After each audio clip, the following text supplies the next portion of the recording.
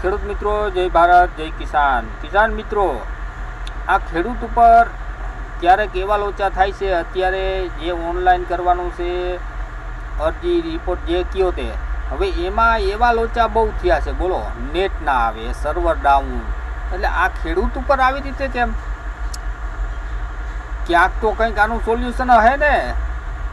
અને ઓનલાઈનમાં હજી કાંઈ એવું નક્કી નથી થયું. કપાસવાળો ગોટાળો શું છે, કેટલો ટાઈમ એ ટેકામાં જાહે, કેમ ખરીદી થાહે, શું છે, કાંઈ નક્કી નથી. સમાચારમાં જોયું તો બે વાત થઈ છે, ડિસેમ્બરની અને સપ્ટેમ્બર સુધી. સપ્ટેમ્બર પૂરો થાય તો ટેકામાં જે ટેક્સ લગાવ્યો એ ટેક્સ પાછો ફ્રી થાહે એમ વાત સાંભળી છે. એટલે આ ખેડૂને કાપવા ચાલુ થયા છે કે ખેડૂને સહાય આપવા ચાલુ થયા છે?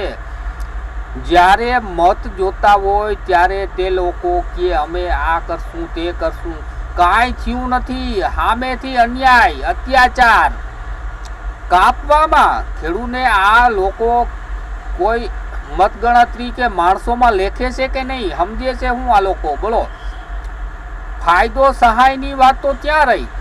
જે ગામડામાં ખરાબ સિસ્ટમ છે, ગટર નથી, રોડ રસ્તા પુલિયા કાંઈ હારા વાત નથી, એ બધી સહાય, એ બધો ખેડૂતને બમણી આવક, આ બધું છે હું. એટલે મિત્રો જાગો, થોડુંક બોલો.